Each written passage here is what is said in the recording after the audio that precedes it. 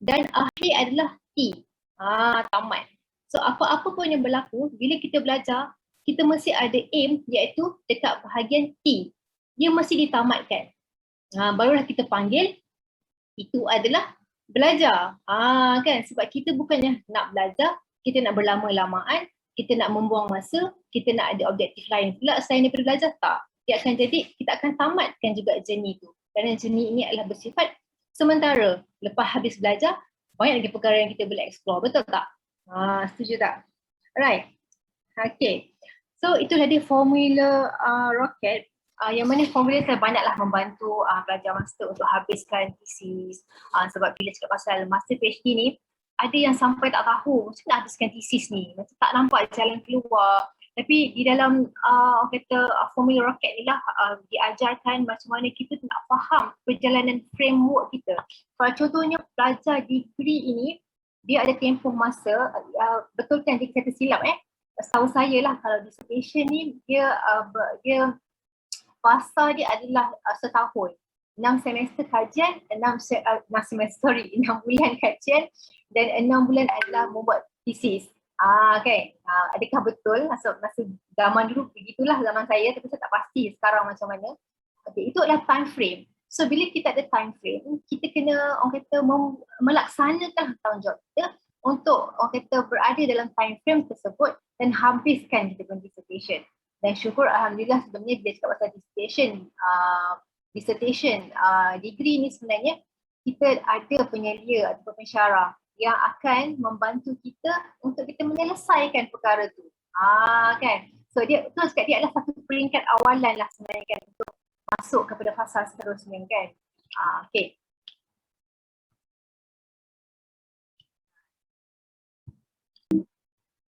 Okay, alright. Okay. Kat sini nampak kan slide saya kan, thesis itu jabatan tersyukur.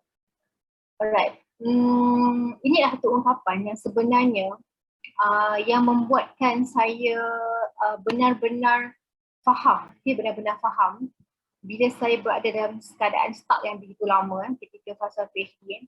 Kita banyak sangat buat eksperimen, banyak sangat dugaan dan cabaran yang mana akhirnya stuck, dan bila stuck dah tak tahu nak ke mana, dah macam-macam perkara yang terjadilah bila dalam fasa stuck itu sebenarnya kan. So mungkin saya boleh share sikit kot pengalaman kan bila saya stuck dalam pengajian PhD ni kan. Bila dengan eksperimen yang repeat banyak kali semua tu kan, ia membuatkan saya rasa thesis tu tidak membawa saya ke mana-mana pada saat itu. Dan ini menyebabkan saya rasa what is PhD, what is thesis actually kan. So bila saya dalam keadaan yang sangat depressed yang mana saya sedang berjumpa dengan kaunselor EPM tapi saya tak dapat lagi solution yang terbaik masa tu kan. Allah izinkan saya untuk saya pergi ke program kan, yang mana ni program dia panggil pre-gempo masa tu kan. Allah izinkan saya masa tu, saya datang dan saya dengar dalam masa setengah jam yang awal tu, saya memang terus menangis baru saya faham speaker kat depan tu cakap dengan saya, dia kata thesis ni adalah jambatan ke syurga. Ketika kita stuck, ketika kita tak tahu nak pergi mana kan, bila orang menjanjikan thesis itu jambatan ke syurga, saya jadi macam satu sentuhan emosi saya lah. Sebab sama macam apa yang tuan-tuan puan-puan dan cik komen dalam ruangan chat kan, thesis complicated, bahasanya rumit, tak tahu, penulisan lambat, dan sebab itulah apa yang berlaku kepada saya. Dan apabila saya dapat ayat ni, satu ayat yang saya rasa sangat simple, tapi saya dapat impact yang sangat besar. Masa saya baca thesis tu jambatan ke syurga, saya dapat merasai satu macam momen, rupanya aku belum cukup sabar dalam journey untuk menghasilkan thesis. Kan. So memang menyebabkan saya rasa, okay, aku kena buat sesuatu. Aku kena buat something semua, okay. So alhamdulillah, daripada momen tu saya faham sebenarnya thesis ni dia bukan hanya kita menulis di atas kertas, membaca buku-buku ataupun jurnal, Tetapi setiap action kita, setiap tindakan kita itu adalah kerana Allah. Maksudnya kalau kita bukan orang Islam pun kita buat kerana Tuhan lah kan. Kan masing-masing ada Tuhan kan. Kerana Tuhan. Untuk apa kita menulis thesis? Kadang-kadang kita rasa macam serabut lah, tanya penyela lah, lari lah kan. Kalau nak buat lab lah, tinggalkan lab lah kan. Kan. Itulah saya teringat zaman-zaman dulu kan. Ada yang kawan saya yang tak dapat habiskan dissertation tu disebabkan dia punya dissertation tak siap, dia tak habis dia punya degree. Sangat sayang, tapi benda ni sangat kecil lah masa kan. Jadi nak cakap bahawa benda yang susah tu, yang kita rasa orang kata nak baca tak faham tu, itulah sebenarnya orang kata satu peluang untuk diri kita, untuk kita menukar gaya fikiran kita. Kan? Sebenarnya tak susah. Dia menjadi susah sebab kita tak tahu apa yang kita baca dan kita tak tahu apa kita nak buat sebenarnya. Strategi tu sebenarnya kan.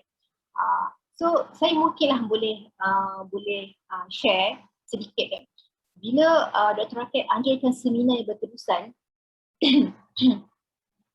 okay, dia sangat berkait dengan apa tau. Ada orang tanya apa yang Dr. Raket buat. Okay. Dr. Raket dia mengajarkan kita tentang ilmu pengurusan tesis. Okay, ilmu pengurusan tesis. Yang mana saya pun tak pernah terfikir, oh perlu ke ilmu ni kan. Oh, okay, rupanya sangat perlu. Sebab tesis itu dia bukan hanya orang kata teknikal. Minta maaf juga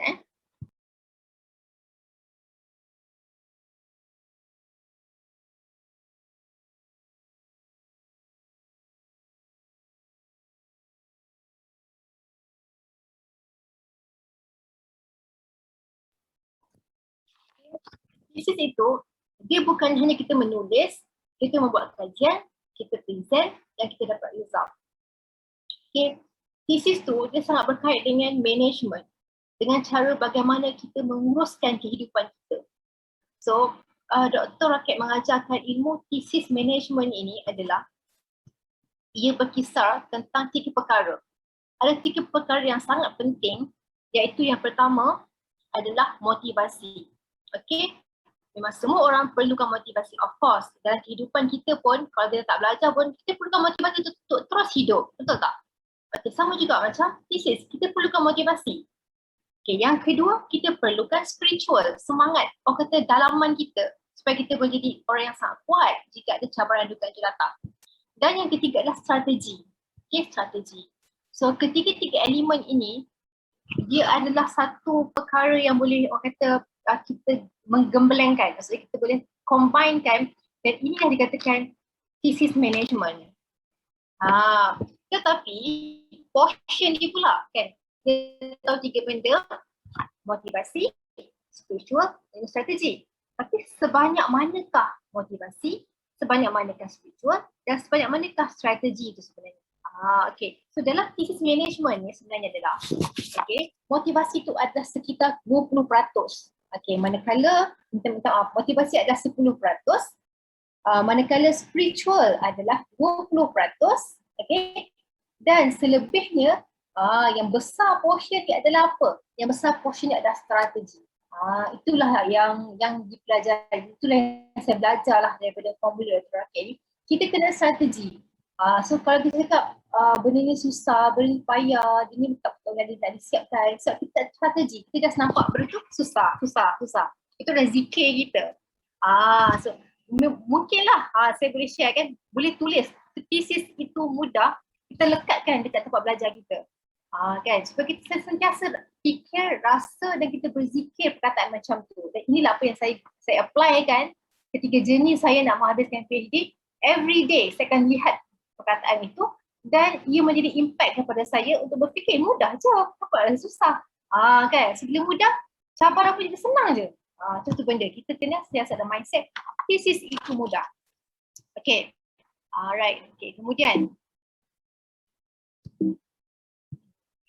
okay, so bila kita cakap pasal thesis kan, sebenarnya kan bila orang bercinta kan, ni kanak-kanak well, anda semula pelajar degree yang suka lah kan, bila cinta kan, mungkin zaman sekolah lah cerita monyet ke apa kan, Di saat macam di saat macam orang bagi surat cinta, mungkin zaman sekarang tak ada surat cinta dah. Sekarang kan guna handphone je kan, guna handphone, ada ayat-ayat puitis semua tu kan. So bila cakap pasal cinta, bila kita sukakan seseorang kan, dia akan jadi macam semakin dekat, semakin akrab, semakin intim, betul tak? Kan? Tak sabar nak jumpa, tak sabar boleh jumpa tu lama pun tak apa, kan? Seronok, kan? Tapi bila kita sekarang thesis, ada tak kita ada perasaan macam ni? Sayang thesis, apa tu sayang thesis kan sebenarnya kan? So mungkinlah kita boleh sharekan 4 kunci. Sebenarnya bila kita tengok thesis tu, kita nampak dia sebenarnya membuat kita rasa macam bestnya, nak tulis lagi. Kan? Lepas tu kita kenal thesis tu macam mana.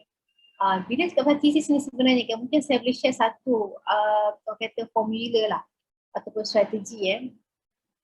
Bila kita menulis thesis, kita kena ada, ni satu terms yang saya belajar, iaitu kita kena ada thesis adik-beradik. Maksudnya thesis yang similarity dengan kita punya tajuk kita lah. Kan, bila kita ada thesis adik-beradik ni sebenarnya, dia akan membawa kita kepada satu perasaan sebenarnya aku boleh siapkan macam mana orang ni siapkan. Tahu. So kita kena tahu, setiap pelajar ni dia kena tahu apakah thesis adik-beradik dia. Kan? So mungkinlah contoh thesis adik-beradik ni adalah thesis yang kita nampak lah thesis yang kita akan hasilkan tu, contohnya dalam 100 muka surat. Saya tak pastilah sekarang berapa ikut pada jabatan kan. 100 muka surat. So kita dah tahu dah kita nak menghasilkan thesis itu 100 muka surat. Bila kita dah tahu kita nak hasilkan 1 muka surat dan contohnya kita dah selesaikan 50 muka surat, so kita dah rasa lega sebab kita hanya perlu siapkan lagi 50. Sikit je lagi. Nampak tak? So bila kita kenal thesis tu, kita sebenarnya kita percaya, okay? Kita sangat percaya, aku boleh siapkan. Kalau orang lain boleh siapkan thesis ni, why not me? Kan? Kenapa tidak aku? Kan? So kita ada library, betul tak? Ada library UPM dan kita ada banyak library di online yang kita boleh refer untuk kita dapatkan sebanyak-banyaknya sumber-sumber. Tapi mungkinlah kita tak tahu, mesti nak cari. Dan thesis itu sendiri, dia punya keyword yang tersendiri. So kita kena tahu keyword thesis kita. Kan? Mungkin 4, mungkin 5, boleh tanya dengan supervisor anda, cukup penyelia, apakah keyword thesis dan kita punya carian kita, sumber-sumber tersebut adalah berkisar tentang keyword kita saja. Dia tak lari jauh pun daripada situ. Alright. So bila kita nampak thesis adik-beradik yang similarity macam kita akan rasa senang, kita akan rasa mudah. Yang ni je yang aku nak selesaikan, tak banyak pun. Kan? So kalaulah kita rasa macam kita tak ada perasaan cinta, tak ada perasaan best terhadap thesis tu, kita sendiri yang kena cari benda tu. Mesti ada, takkan tak ada. Kan, mesti ada benda tu. So kita kena cari juga apakah dia kunci cinta kita terhadap thesis itu. Right. Okay, nampak kan kat slide ni? You cannot win the war against the world if you can't win the war against your own mind. Inilah orang panggil kata kita buat kerja tanpa hati. Kita buat kerja tanpa hati. Bila cakap pasal hati ni sebenarnya kan, bayangkanlah bila kita buat sesuatu, kita buat dengan tanpa ada perasaan. Kita tak mengeluarkan perasaan, kita tak ekspreskan perasaan kita. Kita akan mulalah bila buka thesis tu, kita rasa macam penatnya, mengantuknya, serabutnya, banyaknya kan. Semua benda negatif kat dalam tu. Kesian thesis tu. Sebab kita sendiri yang mengumpulkan perkataan tu. Allah kan. So apa kata, daripada saat malam ni, cuba ubah persepsi kita. Thesis itu mudah. Dan bila kita dengar perkataan thesis tu, kita tersenyum. Kan. Kalau tengok, sekarang saya tersenyum. Sebab saya dah habiskan saya punya pengajian. Tapi the moment saya tak habis tu, memang muka munyok lah. Kan. Sebelum juga trafik saya munyok, memang stres semua tu kan. Tapi bila jumpa jalan, sebenarnya bila ambil thesis adik-beradik tu kan, tengok aku kena siapkan 150 je. Kenapa nak terabut? Kenapa nak pening? Dia kan, dia macam tu lah sebenarnya kan. So bila kita susah hati, kita benci tu perkara tu, itu yang buat kita rasa macam kita ada progress. Macam sama je, minggu ni macam ni, next week macam ni, akan datang lagi 2 minggu macam ni, sama je. Sebab kita buat something tanpa hati kita. Kan, so kita kan hadirkan perasaan itu, merasakan bahawa thesis itu adalah benda yang sangat-sangat best sebenarnya. Mungkinlah saya ini sharekan kan sebenarnya kan, bila kita lihat kan kita punya kehidupan ni sebenarnya kan, terutamanya tuan-tuan perempuan yang berada di final year degree ni, kita lihat balik tau macam mana kita punya kehidupan kita, pola kehidupan kita daripada kita belajar kan, sekolah rendah, sekolah menengah, masuk matrikulasi ataupun diploma kan, sampai ke degree, kita tak tahu macam mana kawan-kawan kita yang lain. Kan? Dan kita berada di sini, kita berada di universiti kan, di universiti yang bukan universiti yang biasa-biasa, universiti terkemuka UPM kan, World Ranking University kan. Kita adalah insan terpilih. Sebenarnya pelajar-pelajar yang belajar di universiti adalah insan yang terpilih, dan berapa ramai orang yang betul-betul nakkan masuk degree, nak belajar, mereka tak ada peluang pun. Mungkin disebabkan faktor kewangan, faktor keluarga tak bagi, faktor mungkin kalau dah kahwin, faktor suami tak bagi ataupun isteri kat macam mana kan. So ramai je orang yang tak ada peluang. Tetapi kita yang ada peluang kat sini kan untuk buat degree, apa kata kalau kita all out buat betul-betul. Buat betul-betul sampai kita habis dan boleh kita membanggakan mak ayah kita dan juga kita punya guru-guru kita, supervisor dan sebagainya. Kan? So bila kita menghayati benda ni kan, memang orang kata kita tak lari jauh. Maksudnya kita sentiasa ingat track kita. Mungkin ada pelajar yang sibuk dengan bisnes kan. Buat bisnes macam-macam. Belajar entah ke mana. So kita kena ingat balik bahawa kita adalah insan yang terpilih. Kita adalah orang yang Allah takdirkan untuk berada dalam journey ni supaya kita ni nampak ruang lingkup yang berbeza. Maksudnya bila kita habis degree sebenarnya, sudah tentu cara fikir orang degree berbeza dengan cara fikir orang diploma. Sudah tentu cara fikir pelajar master tu berbeza dengan orang yang degree. Kan? Mungkin saya boleh share juga lah kan. Ketika degree tahun yang kedua masa tu saya ambil biokimia di Fakulti Biotek. Saya hampir tak tahu apa saya nak buat lepas habis belajar. Masa tu dah fikir dah nak kerja apa, nak buat apa, ke nak belajar ke sambung belajar ataupun nak kerja ke macam mana, dah fikir dah. Dan masa tu saya terfikirkan satu benda, saya cakap dengan diri saya nak tahu apa orang dalam course saya bekerja akan datang. So saya mengambil keputusan untuk ambil LI, latihan industri di hospital. So bila saya ke situ saya nampaklah, okey, sebab kalau macam saya belajar biokimia ni, dia punya prospek kerja dia adalah seorang pegawai sains, dan kebanyakannya pegawai sains ini bekerja di hospital. So bila saya fikir saya macam, wow, macam ni rupanya kan orang pegawai sains bekerja kan. Dan saya rasa, saya fikir sesuatu, saya rasa saya akan sambung belajar. Hati saya berkata begitu. So habis degree masa tu, okay, saya buat master. Lepas tu buat PhD kan, memang straight lah buat PhD. So bila masuk dekat PhD ni, dia berbeza lah, sangat berbeza. So tuan-tuan perempuan, adik-adik mungkin yang tengah buat degree sebenarnya anda dalam fasa untuk anda menjadi orang yang orang kata lebih ke depan. Kan, fikiran yang ke depan sebenarnya.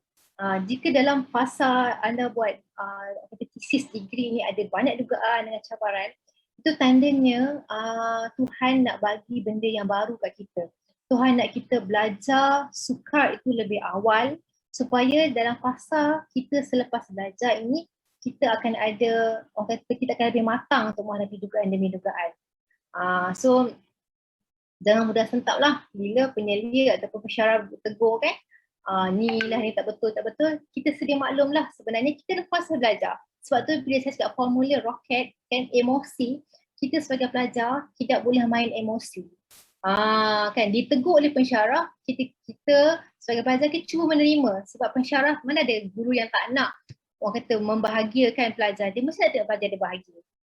Kan, so berapa banyak murid yang dia ada kan, so mungkin kita terkecil hati dengan kita punya penyelia atau pensyarah, maafkan saja dia sebab kata keberkatan ilmu dia kan, kita menuntut ilmu dia dan kita belajar dengan dia tu, banyak faktor-faktor yang memudahkan kehidupan kita sebenarnya. So sebagai seorang pelajar kan, kita berusaha untuk menghormati guru kita, iaitu pensyarah kita kan.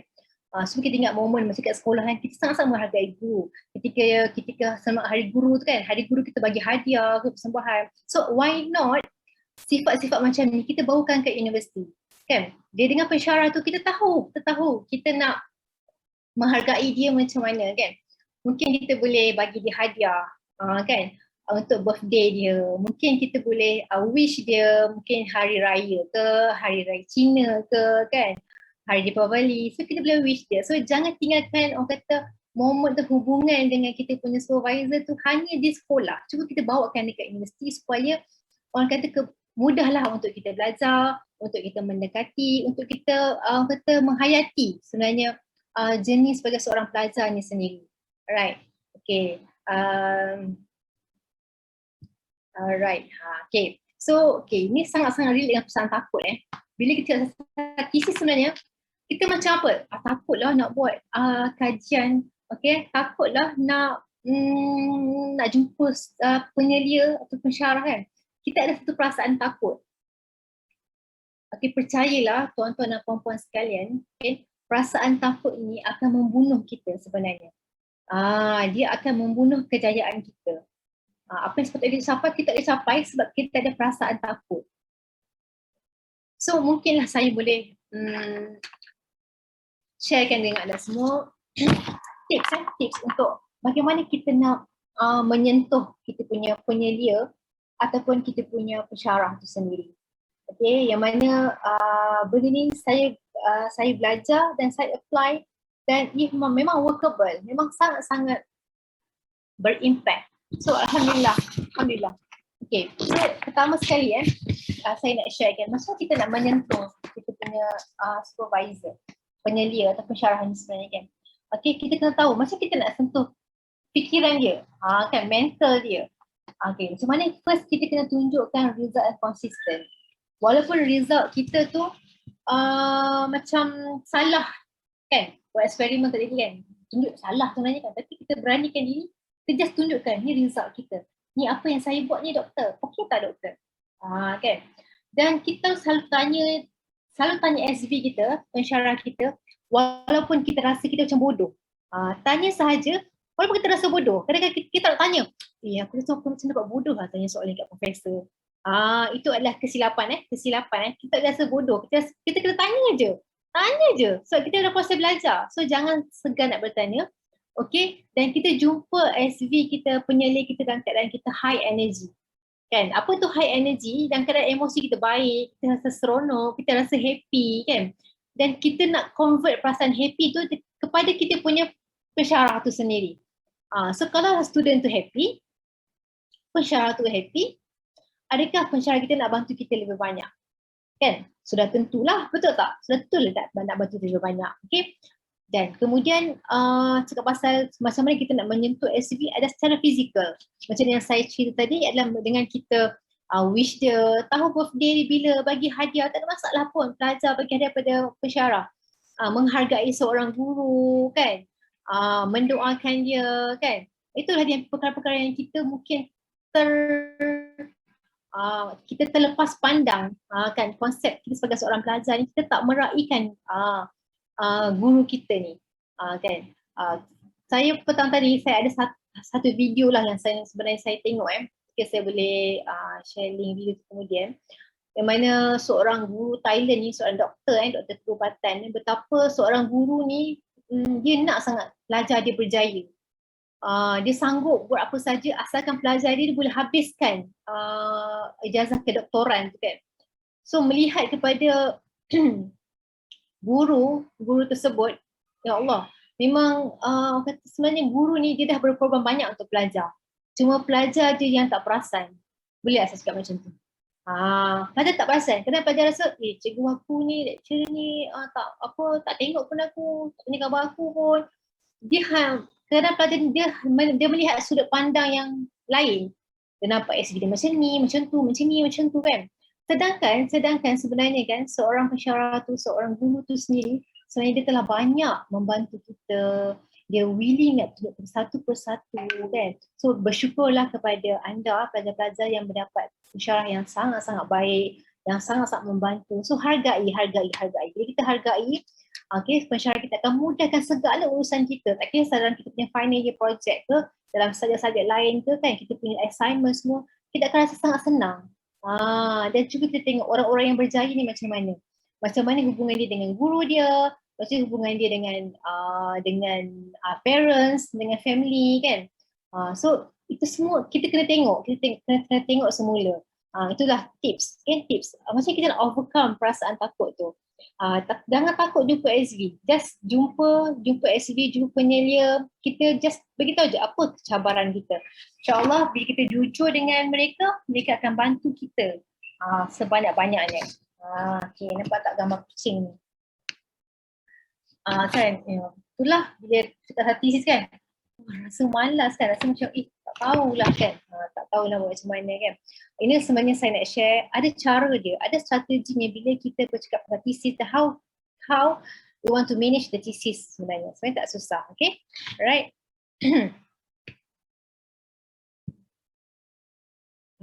Okay, so tadilah yang cakap thesis tu mudah kan, from the hard way to easy way, tu mesti ada cara. Dan inilah dia yang saya cakap tadi, semua orang yang terpilih, semua orang yang berada dalam pengajian degree, master, lagi PhD kan, semua tu orang yang terpilih. Kita gunakan peluang ni, peluang yang Allah bagi dekat kita untuk kita melakukan kita punya pengajian ni dengan sebaiknya. Alright. Okay, so okay, dekat sini what do you want to be? What do you want to do? What do you want to say? What do you want to have? Where do you want to go? Boleh tak kalau 5 soalan ni kita pegang kuat-kuat every day. Kan, kita tanya pada diri kita, apa yang kita nak buat sebenarnya? Kan? Mungkin kat sini ada pelajar yang tahun pertama, tahun kedua, tahun ketiga, kita tanya diri kita semula. Apa yang kita nak sebenarnya kan? What do you want to do? Berapa lama kita nak belajar? Kan? Berapa lama kita nak mengharungi duga dan cabaran menulis thesis ni sebenarnya kan? Dan apa yang kita nak jadi? Kita nak jadi apa? So kita dah tahu dah. Selepas tahun, kalau lah yang dah habis, maksudnya dah final year kan, lepas dah habis belajar, nak jadi apa? Lepas 3 tahun nak jadi apa? Lepas 5 tahun jadi apa? Kita kena ada benda tu. Kita kena mencari lah.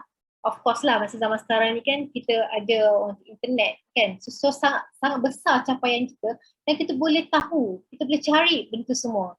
Dan apa yang kita nak lihat dalam kita punya journey kan, kalau kita rasa one day aku nak jadi seorang astronaut, ataupun one day aku nak jadi seorang guru yang berjaya, so kita nampak impian kita tu, okay? Bila kita jelas impian kita, kita tahu apa yang kita nak jadi, nak buat, kita akan lebih laju, kan? So kita kan nak majukan thesis sekarang ni kan, so kita kena tahu apa dream kita. What do you want to have? So sekarang ni, apa yang kita nak sebenarnya? Kan? Kita nak pleasekan mak ayah kita ke?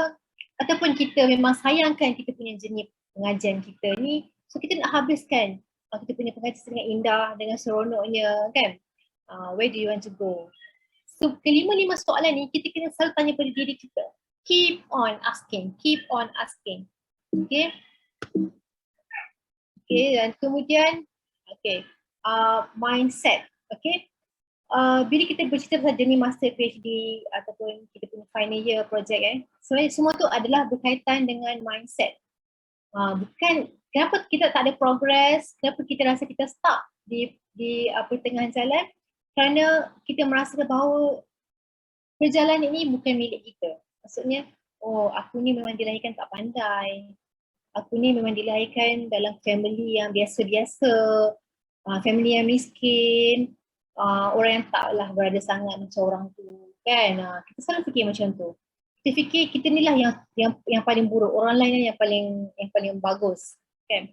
Sebab tu kita kena selalu jernihkan kita punya perjalanan kita kan. Kita cakap sebenarnya kita nak menuju ke arah orang kata nak habiskan belajar ni sebenarnya adalah journey. Dia ada turun naiknya. So kita just kata just hati kita, this is the journey. Dan kita kena hadapi, kita kena sabar, apa pun jadi, kita kena sabar. Kan? Kalau kita start jumpa penyelia kita, bercakap dengan parents kita ataupun ahli keluarga kita, don't just think that, oh inilah aku punya kehidupan. Sampai sinilah. Kan? Jangan fikir macam tu. Kan? Segala perkara-perkara yang negatif tu kita kena letak dekat tepi. Always say that today is a new me. Okay, macam mana? Saya akan sharekan lepas ni. Alright. So ini adalah part of strategi tau. Yang saya belajar dari formula Dr. Raket ni sendiri. Subhanallah, sangat amazing lah. Saya rasa memang it is the best way macam mana kita nak belajar. Okay?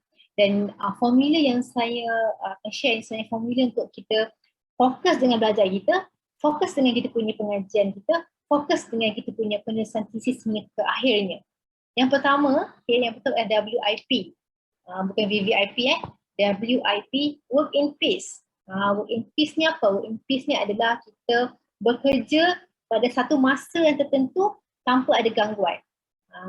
Kan? Okay, yang kedua adalah slot in. Slot in adalah mungkin kita boleh selitkan ketika kita menunggu bas ataupun kita menunggu pensyarah masuk ataupun kita baru habis kelas, masa-masa yang macam ada masa sikit, dia mungkin 5 minit, dia mungkin 2 minit, dia mungkin 10 minit, sekejap je masa tu. Tapi dengan masa yang ada tu, kita boleh slot in kan penyelesaian tesis kita. Okay, ingat tuan-tuan dan puan-puan, sebenarnya bila kita cakap pasal penyelesaian tesis, dia bukanlah kita hanya duduk dekat depan laptop, kita buka laptop kita buka kita punya kita laptop ni kita menaip. Itu adalah tesis. Tidak tidak sama sekali. Menulis tesis ni, dia bukan hanya kita buka laptop. Okay, even kita berada dalam bilik air pun kita boleh tesis. Even kita driving pun kita boleh tesis. Kan? So sebenarnya ada banyak cara untuk kita mula tesis. So tak ada alasan untuk orang yang sibuk mengatakan bahawa aku tak boleh tulis tesis lah sebab aku sibuk. Aku duduk rumah dengan parents ataupun aku ni aku dah kahwin, ada anak, so aku tak ada masa untuk tesis. So tu jadi macam stuck berbulan-bulan mungkin kan. So kita boleh slot in sebenarnya.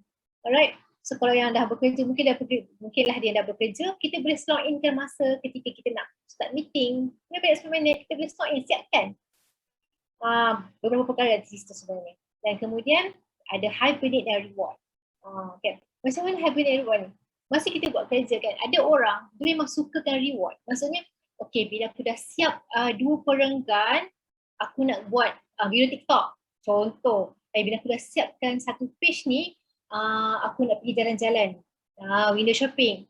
Itu adalah hibernate and reward. Maksudnya bila kita dah buat something, kita dah achieve kita punya target tu, kita akan reward diri kita. So masing-masing kena tengok diri masing-masing, yang mana anda lebih cenderung. Adakah cenderung dengan WIP, slot in, ataupun hibernate dan reward? Kan? Sebenarnya kan bila saya bercakap tentang perkara ni, saya hanya memahami diri saya ketika saya menulis tesis PhD. Oh, rupanya aku ni jenis orang yang HR. Oh, rupanya saya baru dapat tahu benda tu. So sebenarnya kita kena kreatif dalam menulis. Kan? Dan kalau lah pernah dengar satu apps kat dalam handphone tu namanya Speech Note. Okay, Speech Note. Speech SPEECHNOTES. Okay, Speech Note ni dia boleh convertkan kata-kata kita dalam bentuk ayat. So tak semestinya kita kena menaip. So, kalau anda seorang yang suka bercakap, suka berceramah, suka berceloteh, apa kata tulis tesis menggunakan Speech Note. Kan? So tak perlulah nak buka laptop. Kan? Saya ni buka laptop dia mengantuk. Saya ni buka laptop dia rasa macam nak pergi buka YouTube lah benda kan. So kita kenali diri kita. Dan yang terakhir sekali adalah stay up. Okay, stay up. Siapa kat sini suka stay up? Cuba mengaku kat sini. Siapa yang suka stay up kat sini? Okay. Sebenarnya kan, ramailah ni yang mengaku ni. Okay, stay up ni kan, nampak macam hustler lah kan. Oh, bagus lah. Stay up ni seorang kerja ni. Mantap lah kan. Okay, sebenarnya kan, bila kita stay up tu sebenarnya, kita dah merosakkan kita punya pola kehidupan kita. Kan. Sebenarnya saya pun sedikit pun suka stay up juga. Tapi saya bertaubat lah masa buat PhD. Memang bertaubat sungguh dah, memang tak nak stay up. Bayangkan masa saya nak siapkan TC saya tu dengan anak 4 orang, yang kecil tu baru 3 bulan lah macam tu kan. So waktu siang saya malah memang full melayani anak-anak. Okay lah, stay up. Stay up pun tak siap juga thesis tu. Memang tak siap. Asyik-asyik, tak siap ni. So lah, esok lah, next week lah. Okay. Dan apa solution stay up sebenarnya? Okay. First of all, kita kena cuba untuk tidur lebih awal. Walau apa pun yang berlaku. Dan kita bangun lebih awal.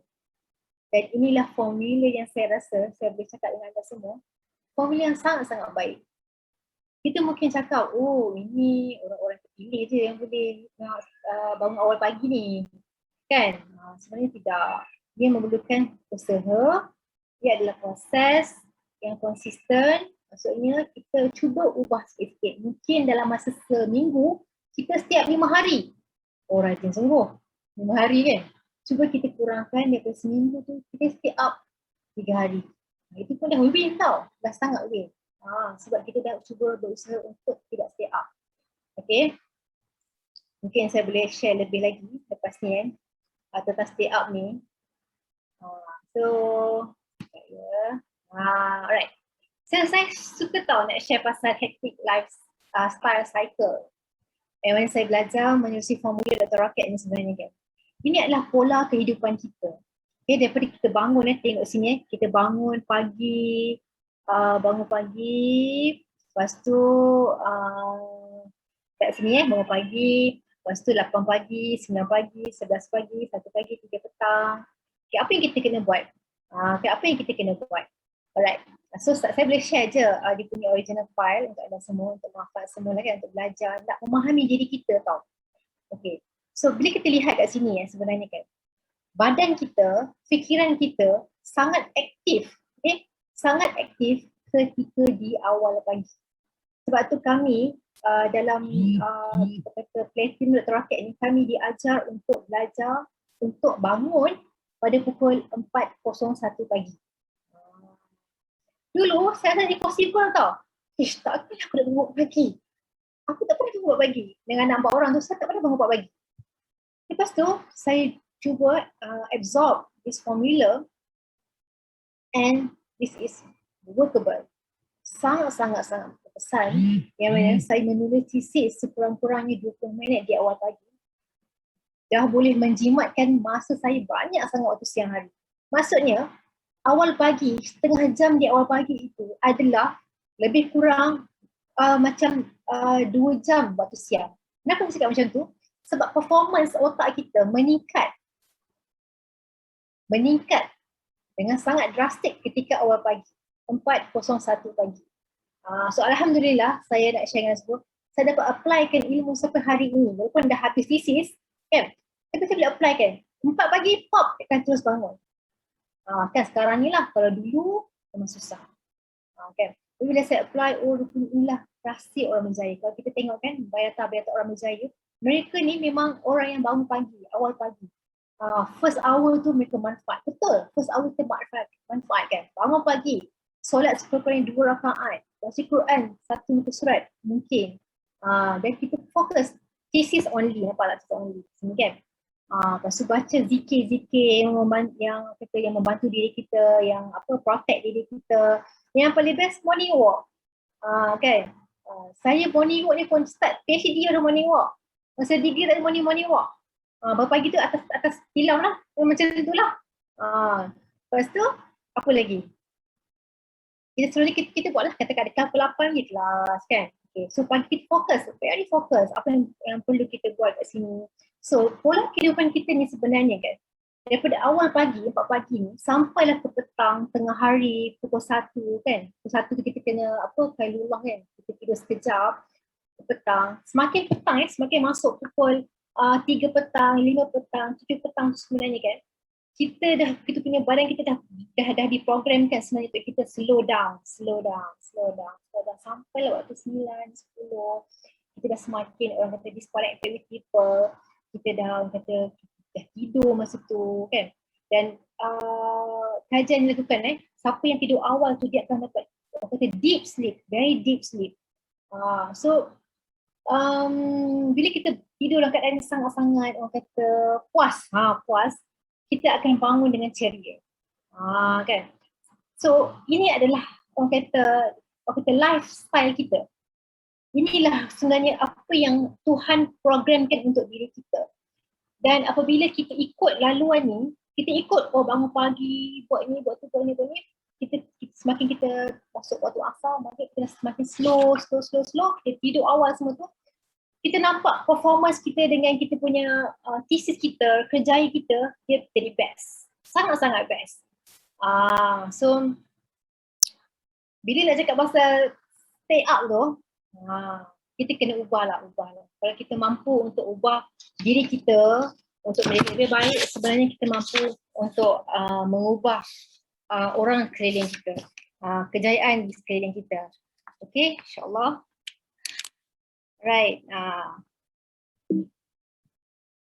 Okay, so mungkin saya boleh share dengan anda tentang formula. Okay. Okay, satu formula HALT. Okay, formula HALT. Yang mana formula ni sangat membantu kita untuk melajukan kita punya thesis. Yang pertama adalah hungry. Hungry kan. Kita kena tengok orang lain. Kalau macam kita berada di degree, okay, ijazah sarjana muda, kita kena lihat kejayaan orang lain. Kita jangan tengok, alah dia boleh lah, dia memang daripada first semester memang dia dekan. Aku ni nak ke sampai dekan pun tak pernah, kan. So kita jadi macam lemah. Bila kita tengok orang berjaya, kita akan rasa macam tak apalah. Tengok orang tu bukan main rapat dengan dia punya penyelia, dia punya SV dia. Tak apalah, dia memang macam tu, aku macam gini. So kita lemah. So apa kata kalau kita bangkitkan perasaan hungry tu sendiri, hungry. Tengok orang berjaya, ish, aku nak juga lah macam dia. Tak, perasaan kita macam nak berjaya macam orang lain. Aku nak lah macam dia. Dia best lah, dia buat research, dia macam enjoy. Walaupun banyak cabaran dugaan, dia enjoy, dia happy. Kan? Itu formula H. Lepas tu formula angry. Yang mana kita rasa kita lagi semangat nak buat. Kita semakin orang cakap kita tak boleh buat, tapi kita lagi buat. Ish, aku boleh buat, kau tengoklah aku buat. Kan? Kita semakin angry, marah untuk berjaya. Semangat kan, membara semangat tu. Lonely, okay? Tolonglah jauhi sifat lonely. Tengok orang lain tak nak bergaul. Sendiri-sendiri, tak apalah, aku macam ginilah. Nak lonely je. Nak buat sorang-sorang. Jangan buang sifat lonely. Kalau kita buang sifat lonely, sebenarnya kita akan menyerap lebih banyak kejayaan-kejayaan diri kita. Kan? Dan tired. Jangan terlalu layan penat. Kan? Mungkinlah ada pelajar kat sini yang mungkin dia banyak jawatan dekat universiti ataupun college kan. Penat lah, aku tak larat dah. Aku dah banyak sangat ambil jawatan, aku dah banyak sangat dengan family, uruskan family, aku dah penat lah, tak payahlah, aku dah tak nak. Okay, so jangan layankan penat. So kalau kita pegang formula HALT ni betul-betul sebenarnya, kita boleh make progress from day to day sebenarnya. Okay. Dan ini pula adalah tentang 11 rutin pagi. So kalau kita macam dah bangun awal pagi, kita nak buat apa? Ada orang bangun pagi awal, macam nak buat apa So apa yang kita kena buat? Ini adalah antara rutin-rutin pagi yang mungkin saya boleh cadangkan, yang mana 11 rutin pagi ni sebenarnya saya dah apply. Okay, saya suka share ilmu yang saya gunakan lah sebenarnya kan. Yang mana awal pagi, apa nak buat? Awal pagi itulah kita kena bersyukur. Bangun pagi je, kita buka mata je, kita kena cakap apa? Kita kena cakap Alhamdulillah, syukur Allah masih lagi bagi kita peluang untuk terus hidup. Allah pilih kita untuk terus hidup. Kan? Dan bila bangun pagi nak buat apa? Kita kena menulis. Menulis apa? Tak semestinya thesis kalau kita fikir thesis kita pening kepala, tak boleh. Kita kena menulis apa impian kita.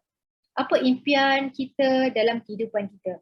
Apa impian kita dalam kehidupan pelajaran kita. Mungkin kita ada impian, nanti aku belajar aku nak beli gadget ni, gadget tu kan sekarang mana macam gadget kan. Mungkin saya pun tak tahulah sekarang ni gadget apa yang menjadi rebutan, iPhone ke apa benda, saya tak pastilah. Tapi semua orang ada dream dia sendiri-sendiri. So apa kata kita tulis dream kita, walaupun tak relate dengan thesis pun, kan? Tulis kita dream kita, aku nak rumah besar macam ni, aku nak kereta yang macam ni, tulis dream tu, kan? Yang ketiga adalah kemas katil. Nampak simple, kemas katil. Oh, kena kemas katil. Percayalah, bila kita buat perkara ni, 11 rutin pagi ni kita akan dapat banyak sangat benda-benda yang kejayaan dalam hidup kita sebenarnya. Okay? Kemas katil, minum air putih banyak, amalkan, jadikan rutin minum air banyak. Jangan minum air yang banyak-banyak, orang kata manis-manis tu. Memang sedap. Tapi itulah tesis kita meninggal. Itulah menyebabkan tak gerak-gerak, tulis tak keluar idea. So kita banyak sangat benda manis. Okay, apa kata amalkan, minum air putih yang banyak.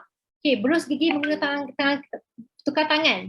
Kalau kita ni seorang yang kita pakai seorang kidal, kita kena tukar kanan. Kalau kita pakai kanan, kita kena tukar kiri. Yang mana kita akan aktifkan kita punya otak kita yang lagi satu tu. Sebab pergerakan ni sangat relate dengan kita punya otak kan. Lepas tu apa lagi? Tarik nafas dalam-dalam. Ini sangat best. Sangat best. Okay? Tarik nafas dalam-dalam. Maksudnya adalah teknik-teknik dia. Okay? Supaya untuk kita lebih happy, kita orang kata lebih best lah mood kita di awal pagi. Dan seterusnya kena amalkan makanan yang sihat. Okay, kan? Kita boleh cakap je kan? Sebenarnya apa kata kan? Kita apply je. Kita berusaha lah untuk perbaiki makanan kita. Kadang kita menutrisi sebenarnya, tapi kenapa tak gerak-gerak, kenapa tak ada progress, kenapa buat assignment tak siap-siap ni sebab pemakanan awal pagi kita. Kan kita dah bagi kata engine kan, barang kita ni kan engine kan, kita bagi benda yang tak sepatutnya dalam badan kita. Okay, lepas tu buat apa lagi? Journaling. Okay, sebenarnya journaling ni apa? Mungkin saya boleh tanyalah kan kepada anda semua, siapa dekat sini yang suka tulis diary? Siapa suka tulis diary? Adakah tulis diary tu dah tak ada dalam hidup anda? Kan, apa kata kalau kita hidupkan kembali, kan kita menulis diary kan, dulu kita diary siap ada kunci mangga tu kan, masa kecil-kecil kan, tak tahulah pada zaman you all macam mana kan, zaman saya macam tu lah. Okay, so kita dari Instagram itulah dengan OOTD ni memang itulah saya kena banyak belajar juga lah kan. Okay, terus dari kat Instagram, posting kat Instagram. Okay, tak kisah. Dari nak tulis kat dalam Instagram ke, TikTok ke, kan dalam buku ke kan, tak kisah. Tapi pagi-pagi tu, kita tulis pasal kehidupan kita. Cakap lah, hari semalam aku berjaya buat ni kan. Nampak simple tau.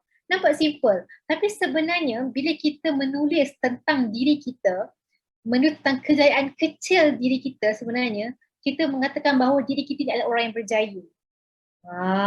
Kan. Tulis apa saja. Kadang manusia ni dia stres, dia tak tahu nak buat apa sebab segala apa yang dia fikirkan tu dia buat ada dalam otak dia. Emosi yang bergejolak dalam jiwa dan perasaan tu dia stuck dekat sini je. Dia tak nak menulis. So bila kita menulis, kita mengeluarkan kita punya emosi-emosi yang tak sepatutnya. Sebab itu kan, menulis di awal pagi ni dia merupakan terapi hati kita, terapi dalaman kita. Sebagai seorang pelajar, memang bila kita banyak sangat belajar, ilmu masuk kan, lepas tu pertama dengan cabaran-cabaran kehidupan dengan kawan-kawan, dengan family dan sebagainya, kita memang rasa serabut. Tapi kita tak tahu macam mana kita nak overcome that kind of problem sebenarnya kan. So kena menulis. Okay? Menulis apa sahaja untuk kehidupan anda. Okay, seterusnya kita kena ada kehidupan yang sangat aktif. Kan? Boleh morning walk, berjalan di awal pagi sebanyak 10 apa tu? 10,000 langkah. Okay, saya kan, subhanallah, saya tak suka morning walk dulu ya Allah, memang tak sukalah. Memang tak pandai lah apa morning walk ni, macam alahai, simple je kot morning walk. Okay. Tapi sebenarnya kan, bila morning walk tu sebenarnya kan, dia macam roda basikal tu kan, macam nak cakap dia macam jadi macam best, dia macam rasa seronok. Dan bila habis morning walk tu, kita boleh duduk atas kerusi dan kita boleh menulis. Itu paling best. Kan, maksudnya kita aktif life lah, kita apply kan benda, tak perlu pergi gym pun, tak perlu beli basikal mahal, tak perlu beli peralatan sukan yang macam-macam, just morning walk je. Kan alhamdulillah, aku kata tabiat morning walk ni dia sampai ke anak-anak saya, yang mana anak nombor 4 saya tu memang sangat suka berjalan, sampai kan mak ayah dah penat dia masih sedih berjalan. Kan sebab mengandungkan dia, saya morning walk kan, kita nak dapatkan idea kan. Ya betul, ada yang komen Morning walk bantu kita ada hormon baik. Ya betul. Best kat morning walk. So siapa-siapa yang start ada masalah besar, ada cabaran, tak faham tu semua, cuba anda morning walk. Anda akan dapat solution tu. Balik rumah anda rasa macam wow. Tiba-tiba rasa macam banyak benda yang kita tulis, banyak benda yang tiba-tiba pop up ideas. So tak ada diary stuck dalam kehidupan kita sebenarnya. Okay, kemudian seterusnya brain power smoothie kan. Inilah katanya makanan-makanan yang sihat tu kita cuba applykan dalam kehidupan kita. Cuba applykan makanan buah-buahan dan kekacang dalam kehidupan kita di awal pagi tau. Di awal pagi.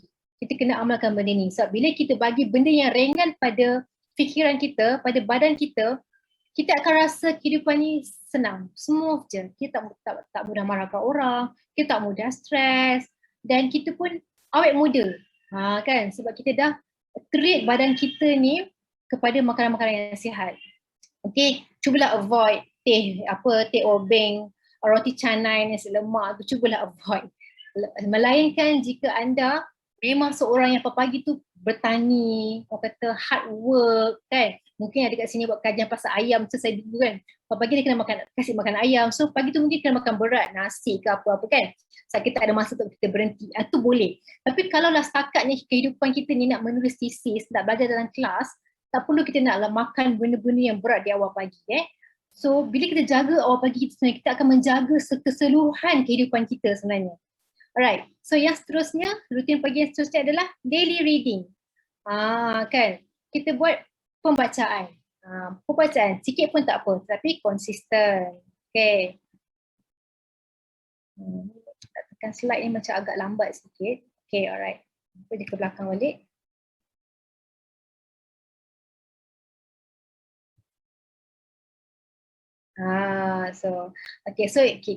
Apa benda ni ya? 8 emosi insan GOT ya. Okay, apa itu GOT? Graduate on time lah. Okay, maksudnya kita on time lah habis belajar kan. So kita ada sifat-sifat atau emosi-emosi dia. Apa emosi-emosi orang berjaya ni kan? Dia perlukan perasaan secure tu, kan? Dia perlukan variety. Kita sebagai manusia, kita kena ada variety dalam kehidupan kita. Kenapa kita hanya sempitkan otak kita? Thesis. Jadikan amalan tabiat kita harian tu adalah, untuk contoh kita ada seminggu 7 hari, 5 hari kita fokus kepada kita punya pengajian ataupun kerjaya. Tetapi 2 hari tu spend dengan benda lain.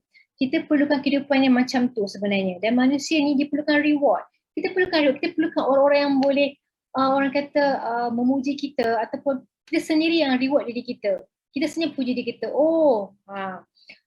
Kan contohnya kat sini ada Cik Zaim, baguslah kau Zaim, puji diri sendiri, pagi-pagi tu bagus, puji diri. Baguslah Fatin ni, mantapnya, hebatnya, cantiknya.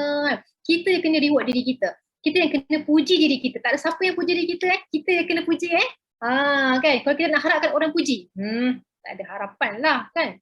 Pasal kita perlu achievement, kita perlu ada kejayaan. Setiap hari apa kejayaan kita?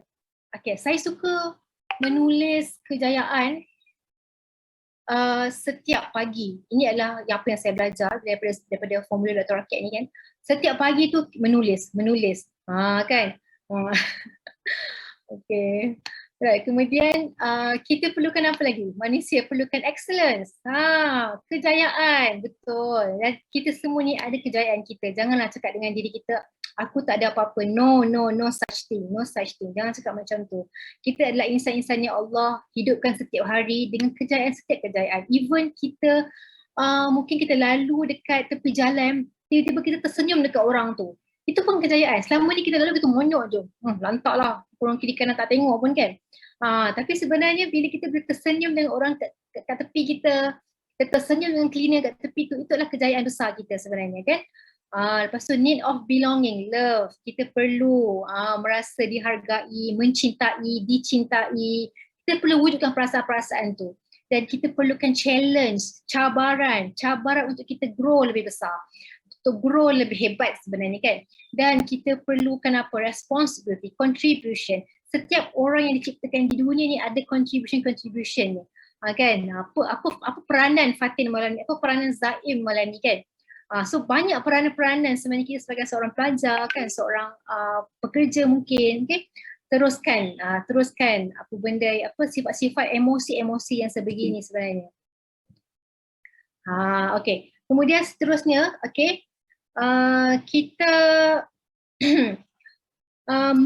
konsep pengurusan masa, pengurusan masa di mana okay, masa ni adalah makhluk Allah.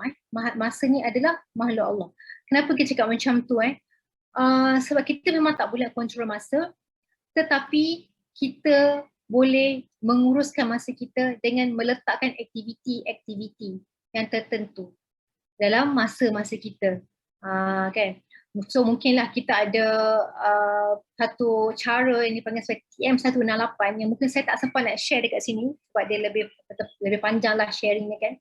Yang mana formula TM168 ni mengajar kita untuk kita betulkan kita punya tabiat harian. Okay? Tabiat harian kita. So mungkin sebagai seorang pelajar ni, kita mungkin terlalu banyak masa yang kita tak nampak kita pergi mana. Maksudnya tiba-tiba je dah habis lah hari ni apa aku buat lah. Kan. So kita pun ada e-book juga pasal TM168. Okay, kita boleh bagi free je nanti. Okay, so bolehlah nanti minta pada team untuk kita belajar pasal TM168. Apa itu kata pengurusan masa yang lebih baik.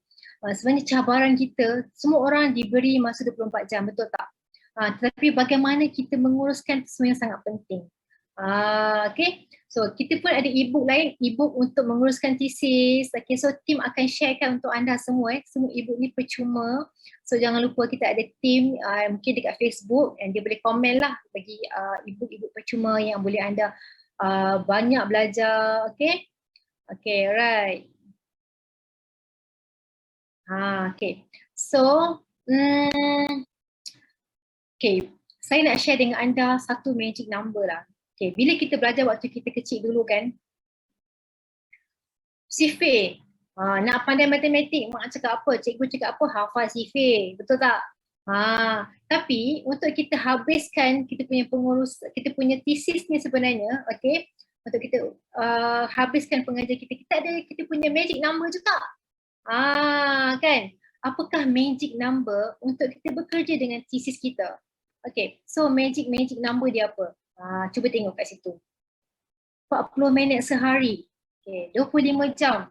5 hari seminggu. 21 konsisten selama 200 hari.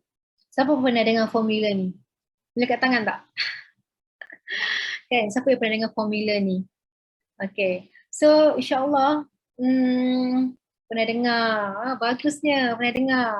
Okay, formula magic number ni memang sangat berkesan lah. Saya memang sangat-sangat respect kepada Dr. Muhammad Khairul Nizam yang telah menunjukkan formula ni. Mana formula ni dapat membangkitkan tesis saya daripada orang kata tak ada nyawa ni, dia ada nyawa dan seterusnya dia ada progress dan seterusnya dia sampailah ke tingkat viva, habiskan tesis semua tu. Okay, so formula magic number ni 40 minit sehari. Boleh tak kalau kita cuba spendkan masa kita sekurang-kurangnya 40 minit je. Kalau kita tak mampu nak menulis dalam masa 40 minit, mampu tak kita untuk kita pegang kita punya tesis kita dalam 40 minit dalam masa sehari? Macam kelakar kan, pegang tesis dalam 40 minit kan? Kalau kita tak mampu pegang tesis kita tu, mampu tak kita melihat tesis kita 40 minit sehari? Kan? So jangan tinggal tesis Jangan tinggal tesis seminggu, 4 hari, jangan tinggal. Okay? Jadikan tabiat. 40 minit, setkan masa. 40 minit sehari tu bila masa yang you nak bersama dengan tesis. You jangan tinggalkan kekasih you. Kalau you tinggal kekasih you akan lari pergi.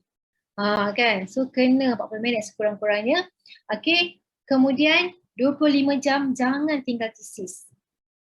Kita sibuk mana pun, kan? 25 jam je. Selepas tu 26 jam tu kita buka tesis. Ni adalah dia punya magic number.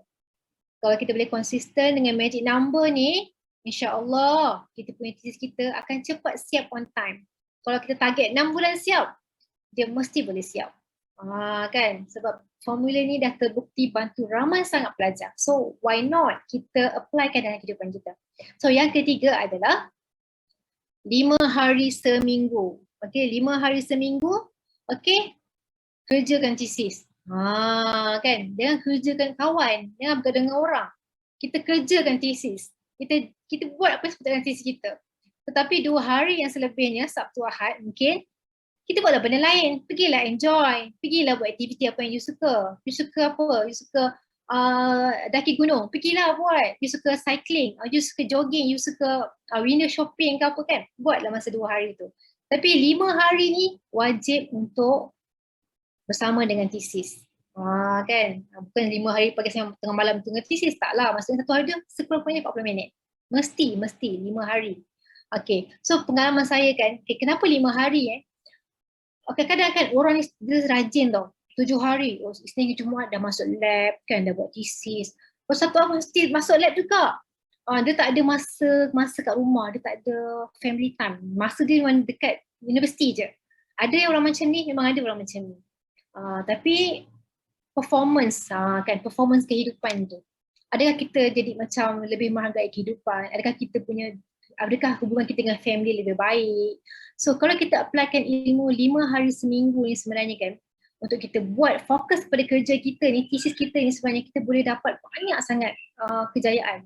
Sebab apa? Sebab 2 hari tu kita dah spend dengan family, dengan kita punya hobi dan kawan-kawan. So make your life enjoy. Jangan stresnya kan. 7 hari masuk lab pun stres. Patutnya 7 hari masuk lab gembira kan, sebab rajin masuk lab tapi sakit stres. Ni pengalaman, ni saya cakap saya, tak cakap orang lain, tak cakap dekat you all lah. You rasa baik, saya lah 7 hari, pernah 7 hari tu memang fokus.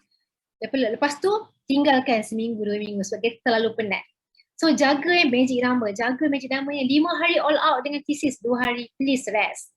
Please make your own time, kan, masa yang happy-happy. Lepas tu yang seterusnya adalah 21 hari konsisten. Maksudnya tabiat kita bangun awal pagi, tabiat kita bergembira, ataupun kita layan program kita dengan baik-baik, kita deal dengan supervisor atau pensyarah dengan baik, kita konsisten benda tu. Bila kita konsisten, selama 21 hari ni sebenarnya, kita akan rasa benda tu adalah benda yang bukan asing dengan diri kita.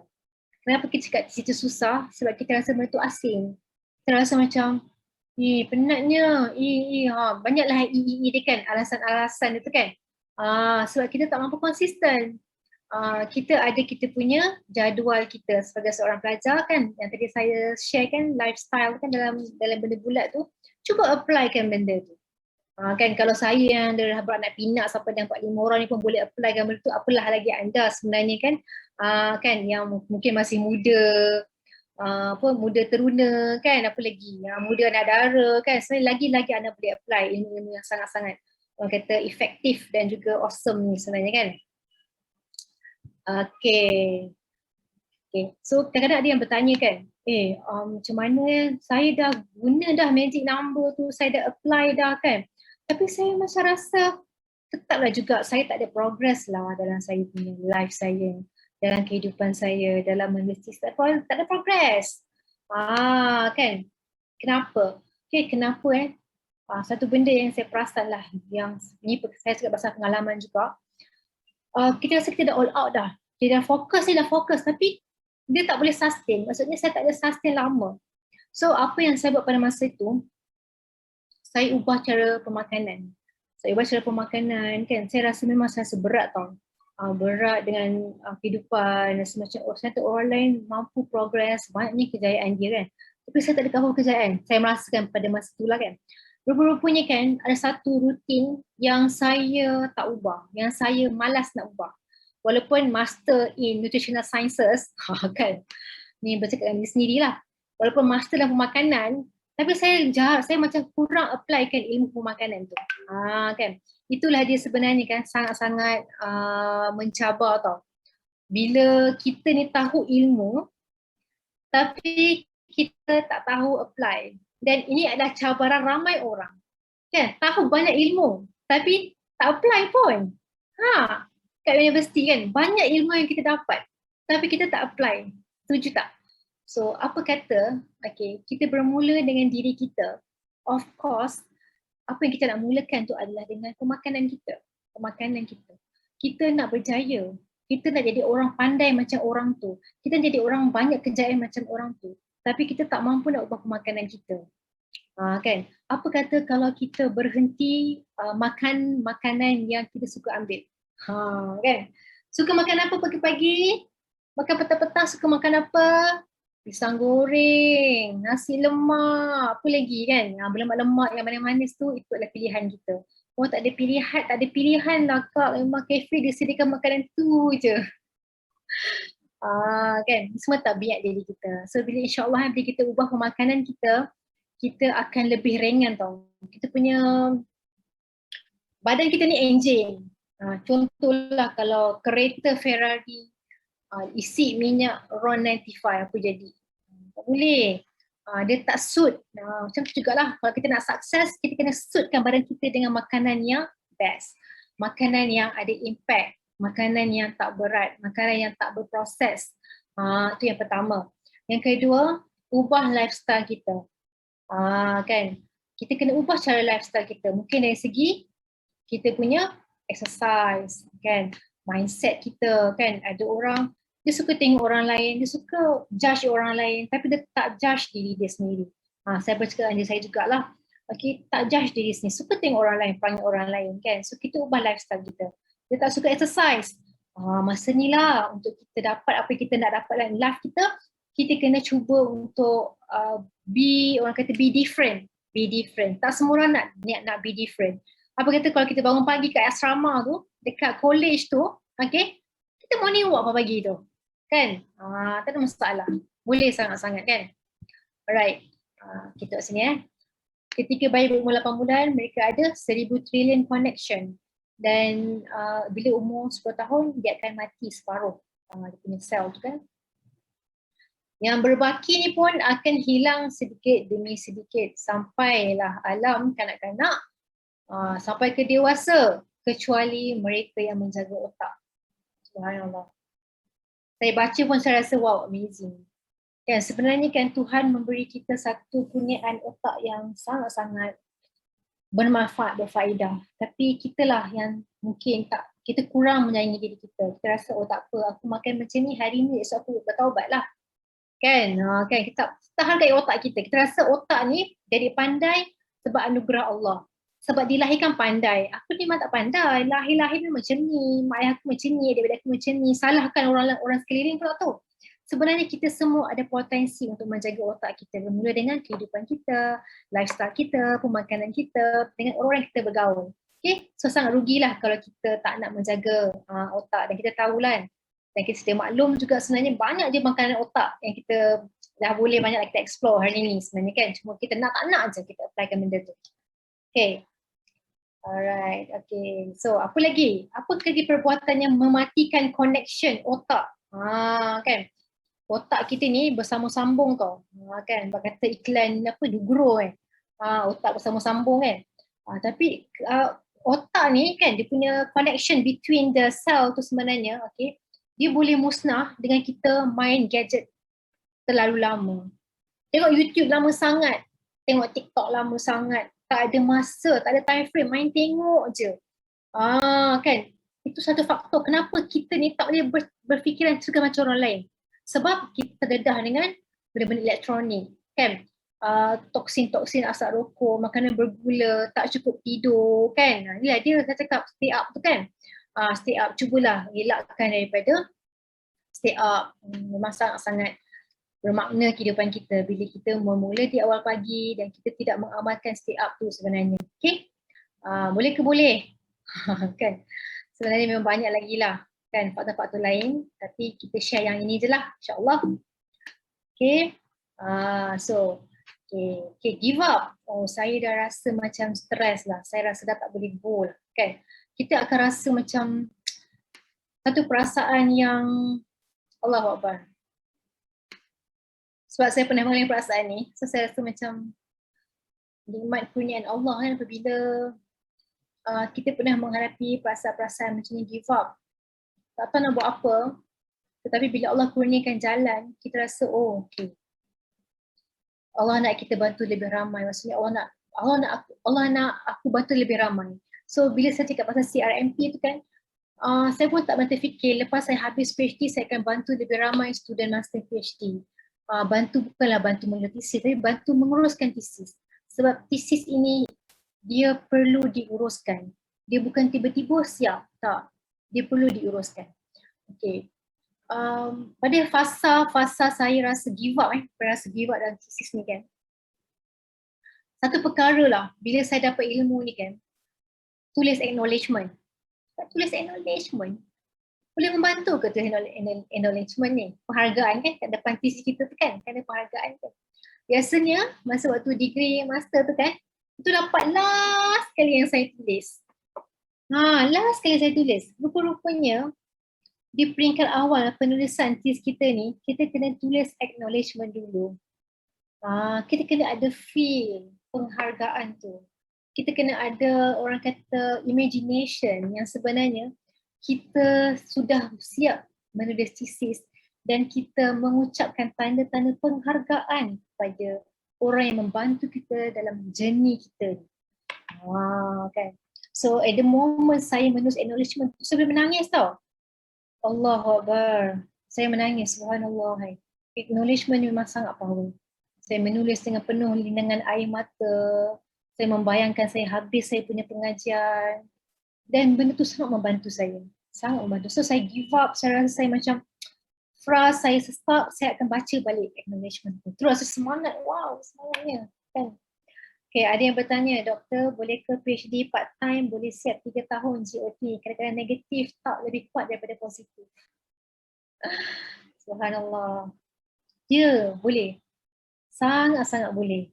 Dan sebenarnya kan, Dr. Rocket telah membantu 3 orang pelajar master PhD untuk mendapatkan tesis cemerlang, dan yang mana salah seorangnya adalah bukan GOT, GBT. Beliau habis PhD dalam masa 2 tahun setengah. Dan beliau belajar dengan Dr. Rocket sebelum beliau register PhD lagi. Maksudnya dia ada persediaan yang cukup untuk dia mengharungi PhD. Dan dia habis 2 tahun setengah dengan viva sekali. Subhanallah. Dan bolehlah refer pada page Dr. Rocket, boleh type TS Dr. Nur Hidayah Ahmad kita, yang mana dia adalah satu ikon Dr. Rocket sebenarnya, yang betul-betul follow formula Dr. Rocket. Dan sebenarnya ramai je, maksudnya kalau bukan jemput Dr. Rocket pun ramai je. Dan GOT, tapi ia mungkin tak di-highlightkan. Kita mungkin tak perasan, kita tak tahu. Sebenarnya ramai je. Tapi GBT kata sangat-sangat kurang lah. Tapi adalah orang yang pernah GBT dalam proses Dr. Rocket. Dan saya melihat, dia adalah kawan saya sendiri, saya melihat memang tak mustahil. Memang boleh sangat-sangat. Untuk GOT. So nanti kita akan explain lagi di hujung, yang mana kita akan bagi offer tau. Siapa yang mendengar sehingga hujung ni, kita akan bagi offer, which is offer ni memang sangat mahal, dan saya minta anda untuk grab peluang ni. Okay, dan tahniah kepada Cheryl BK UPM. Saya menulis penghargaan paling awal untuk tesis. Tahniah Cheryl. Tak semua orang yang buat benda ni. Tahniah. Okay, seterusnya apa? Saya mau rasa panik. Kenalah rasa panik kan. Kadang kita tulis tesis, tak apa, lagi 6 bulan lagi, relax lah. Lagi 2 bulan relax lagi. Lagi sebulan relax. Esok nak hantar pop. Terus terbuka mata. Wah, panik, nak siapkan juga. Tapi janganlah panik di saat akhir. Itu namanya menempah maut di hujung jalan. Kan? Itulah sifat last minute yang tak memberi impact. Okay, jangan amalkan sifat last minute. Be early. Kita kena sentiasa early, before time. Okay, peringatan kepada diri saya juga. Okay, seterusnya kena bangun pagi dengan minda positif. Okay, kita baca kan, bangun pagi minda positif. Macam ayat biasa je. Tapi sebenarnya kan, bangun pagi dengan minda positif ni tak semua orang boleh buat. Kan, bangun pagi senyum. Bangun pagi senyum dengan diri sendiri. Cakap terima kasih dengan diri sendiri, menghargai diri sendiri, cakap dengan minda, I am amazing, I am productive, I am the best, I am growing so fast. Perkataan-perkataan macam tu lah sebenarnya tak semua orang mampu bercakap pada diri dia. Subhanallah. So kita kena belajar untuk menghargai diri kita. Bangun pagi tu kita kena setkan dalam otak kita. Aku hari ni nak cakap benda-benda baik je. Aku hari ni tak nak mengumpat orang. Aku hari ni tak nak sibuk-sibuk cakap pasal orang. Aku hari ni tak nak marah anak-anak. Aku hari ni nak senyum banyak, nak buat baik dengan orang lebih banyak. Nampak tak guys? Itulah dia minat positif. Kita build inside. Kan bila kita build inside, kita bayangkan kita build diri kita, orang lain build diri dia, orang lain build diri dia, aman tak dunia ni? Aman tak UPM? Kan? Betul tak? Right. Lepas tu, aman. Okay, lepas tu kita kena cerita thesis ni pada orang tak dikenali. Saya kan, bila saya bercakap pasal benda ni kan, ketika saya degree, master, PhD pada peringkat awal, saya tak bercakap dengan thesis pada orang. Saya ada mindset, engkau tak faham thesis aku. Itu mindset saya. Engkau tak faham, aku cakap apa pun kau tak faham. So bila saya ada mindset macam tu, saya macam mengurungkan diri saya. Dan orang pun tak tahu apa yang saya buat. So bila saya ada cabaran besar dalam pengajian saya akan menyimpan dan akhirnya dia meletup. Nampak tak? Dia meletup. So satu faktor kenapa orang stres, orang marah sebab dia simpan dalam. Kenapa orang berdendam? Kenapa orang tak suka berjumpa dengan orang yang berdendam. Okay. So mungkin kita boleh buat satu perkara iaitu kita cerita dengan kawan kita. Kita jumpa dia hari-hari, kita cerita benda lain kan. Tapi what if kita berjumpa kawan kita bercerita status kita. Aku kan buat pasal benda ni kan. Dia untuk ni kan. Dan cara dia macam ni kan. Tiba-tiba tengah-tengah kita bercerita tu, kita dapat idea. Dapat idea lah. Okay, nak tulis thesis. Okay, nak siapkan kerja lab dulu Tiba-tiba dapat idea. Perasan tak benda tu? So pada ketika fasa saya tenggelam dalam saya punya thesis tu sebenarnya kan, saya stres. Muka pun berubah. Muka stres. Asyik nak marah. Tapi bila saya switch cerita thesis saya dekat husband saya, dekat mak saya, dekat saudara yang saya nak cerita. Cerita, pasalnya tu ni kan. So macam dia pun faham kita buat apa. Buat pasal isi rem kelapa sawit. Buat pasal guru-guru. Apa komunikasi. So dia macam satu benda yang sangat best. So jangan simpan tajuk thesis dalam thesis. Tapi kita kena bercerita. Kalau kita segan sangat ni, takut nak cerita lah. Kita tengok cermin, kita bercakap sendiri pun tak apa. Bercakap sendiri thesis kita. Bila kita bercakap sebenarnya, kita ada progress. Macam ni rupanya thesis aku. Kenapa aku tak boleh cerita thesis aku Sebab aku tak faham. Kita tak faham, lepas tu kita bercerita, tak faham juga, bercerita sampai faham. Baru kita ada progress dalam kita punya thesis kita sebenarnya. Okay. Okay, so mungkinlah ada yang macam nak regangkan badan ke kan, mungkin lama sangat dekat depan Zoom ni. Okay. Adakah masa saya banyak lagi? Okay, sekiranya Fatih, kalau macam ada time out boleh beritahu sebab ada Q&A kan, so kita tak nak lama-lama lah, nanti kesian pula mereka ni yang mungkin ada perkara lain ke kan. So mungkinlah kat sini Fatih boleh beritahu saya pukul berapa yang saya perlu stop. Alright. Okay, so perfect or progress. Kan, manusia dia suka bercakap tentang perfect, tak suka progress. Manusia suka cakap benda-benda yang best tapi tak mau tahu apakah faktor yang membuatkan benda tu jadi best. Itu adalah namanya progress sebenarnya. So kita stick on progress. Every day kita hanya menulis contohnya separuh perenggan contohnya. Itu adalah progress. Dan kita buat every day. Itu adalah progress. Jangan just fikir perfect, aku nak ada thesis yang bagus, yang mantap. Tapi kita tak menulis langsung pun. Kita hanya bercakap, kita hanya imagine, tapi kita ada tindakan. So apa kata kalau kita make a progress?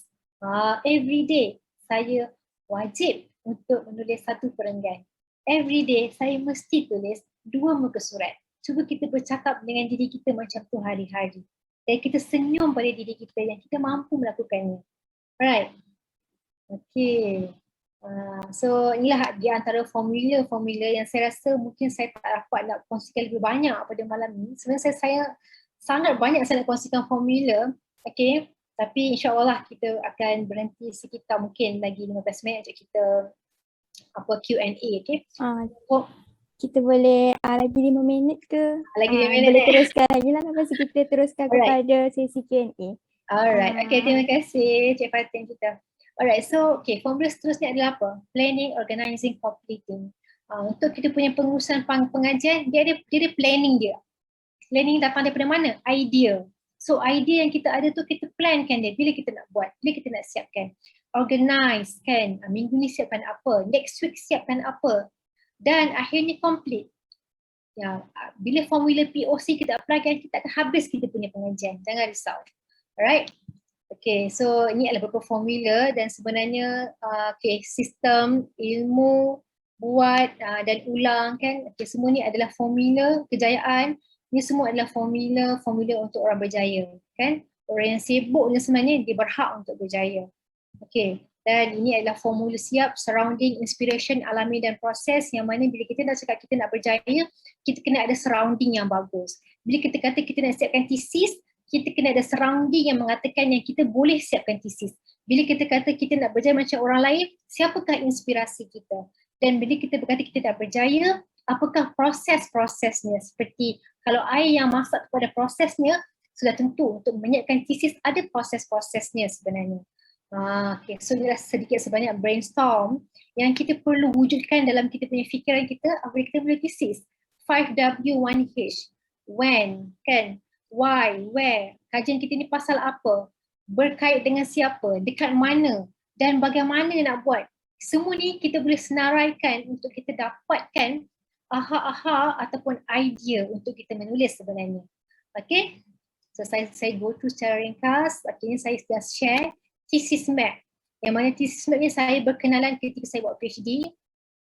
Yang mana saya brainstorm. Chapter 1 saya apa, chapter 2 saya apa, nampak tak? Dia punya anak panah chapter 2 tu apa anak panah dia. Daripada yang kecil-kecil tu dia akan terjelma subtopik yang lain. So sama juga dalam thesis kita kena jelmakan setiap perkara subtopik yang kecil-kecil yang besar-besar kita kena jelmakan supaya kita nampak. Oh, chapter 2 ni half dah siap. Oh, lagi sikit dia lagi aku kena fokuskan pada minggu ni. Okay, buat minggu depan sikit. Kasi kita nampak progress tu. Semua tu kita kena visualize kan atau kita kena tulis atas kertas supaya kita nampak apa yang kita perlu lakukan. Alright, so ini adalah bonus. Siapa nak bonus? Yang mana kita offer e-book percuma yang mana Dr. Raket dah pun post dalam ruangan chat. Kita punya e-book percuma. So jangan lupa dapatkan e-book percuma kita. Dapatkan sebanyak mana strategi formula untuk kita menulis thesis. Dan yang menarik sekali adalah kita ada tiket seminar percuma. Kan saya dah macam orang jual tiket kan. Tak apa, saya nak sharekan kejayaan, sharekan ilmu. Tiket seminar NAT percuma, subhanallah. Tiket ni sebenarnya bernilai beratus-ratus tau harga dia. Tetapi kita nak bagi percuma kepada anda semua yang join pada malam ni, insyaAllah. Inilah dia seminar nak ubah thesis. NUT tu, NAT itu adalah nak ubah thesis. Nampak tak? Dia punya poster dia sangat menarik. Bebaskan jajahan thesis. Namanya kita akan mendapat persepsi yang baru tentang thesis.